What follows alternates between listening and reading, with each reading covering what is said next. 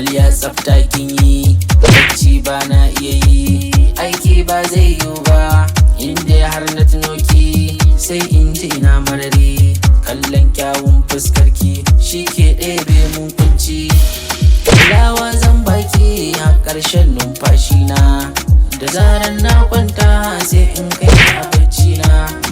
Kyawun halayen ki su suka ja ni cikin kauna, Allah sarki mai suna karki bar ni cikin rana.